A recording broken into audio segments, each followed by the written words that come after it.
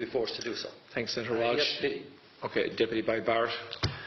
Ambassador, I will say frankly, I'm one of the people who thinks you should be expelled from this country, and I believe that that's nothing to do with you personally. It's to do with the policies of your state. And I think, along with Desmond Tutu, that the time for treating you as a normal state is over, because you're not behaving as a normal state. And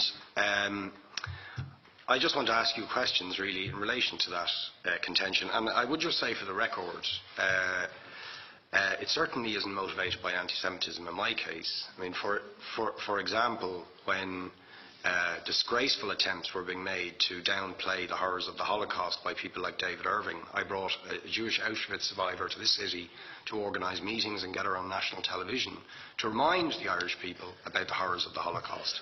And I would do so again if anybody tried to downplay the horrors of what were done to the Jewish people. But it is precisely because I'm opposed to racism that I oppose what your state is doing and what it stands for. So I just want to ask you a few questions in relation to that. And I should also say, by the way, I lived for a year on Moshav Neot Hakikar in the Dead Sea in 1987, 2 weeks before the first Intifada broke out. That leads me to my first question.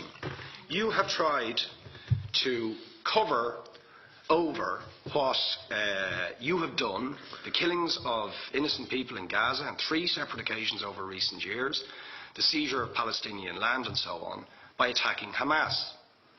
Now, why don't you just admit that Hamas didn't exist when the first Intifada took place? They didn't set up an armed wing until the early 1990s. And that there was a reason. The PLO were in Tunis at the time, exiled, effectively not present. But the ordinary Palestinians rose up because you denied them basic rights. I lived there. It was apartheid. It was racism. It was endemic. It was rotten. Absolutely, I was shocked within weeks of living there to see how you treated Palestinian people. And isn't it the fact that the law of return, which is the basic law of the Israeli state, is a racist apartheid law because it confers rights on Jews that it denies to Palestinians? It allows, for example, if I was Jewish and had never stepped foot in Israel, I could claim citizenship there tomorrow, but 6 million people whose origins are in what you now call Israel, who were forced out in 1947 or 48, do not have that right. Isn't that part of the reason why the Palestinians are in dispute with Israelis? Because you deny them the right to return to their homes and to their land and to their villages, and that they have a legitimate claim, even under international law, to return, but you deny them that right. Why do you deny them that right? And why do you give that right to other people who have no connection whatsoever with the land, whether you call it Israel or whether you call it Palestine? Why do you continue to seize land, if you're serious about Oslo and the two-state solution? Why do you continue to seize land, which under that agreement is land designated to be Palestinian land? 500,000 people, most of which has taken place since Oslo. You allow that to happen. Why do you allow it to happen if you're serious about giving this land to the Palestinians? It's absolutely extraordinary.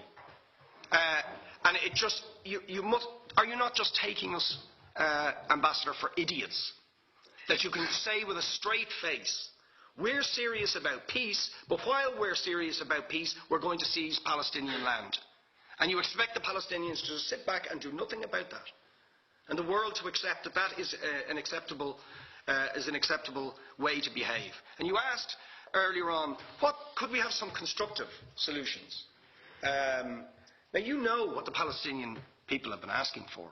Far less even than some people would ask for. Because I believe the whole apartheid system should be dismantled. But what they've asked for is to lift the siege of Gaza. Just to lift the siege of Gaza. Let them have an airport. Let them have ports. Let them not be dictated to by a government for whom they do not vote as to what can go in and out of their territories, whether they will have power, whether they will have clean water, whether they will have medicine. What makes you think you're allowed to have nuclear weapons and the 4th biggest army in the world and visit destruction on the people of Gaza, but they have no right themselves. They have no territorial sovereignty over that land. Could you ask questions, please? How do you justify that? Yeah. All right. How do you justify those double standards? And very lastly, Ambassador, people like Bishop Tutu, Nelson Mandela, and I would certainly describe your state as a apartheid state, with different laws for people depending on their race or religion. Now, isn't that just the case that, for example, at checkpoints going into the West Bank, there's a channel if you're Israeli or European, and there's a channel if you're Arab? Just because you're Arab. If you came into Dáil Éireann and they stopped you and said, "Are you Jewish?" "Oh no, sir, you can't come in through the same entrance as Irish people or European people because you're Jewish," you would call that racism and apartheid. But yet you practice that. You practice that with your checkpoints and your military barriers and your apartheid wall. How can you justify that? All right, thank you. Last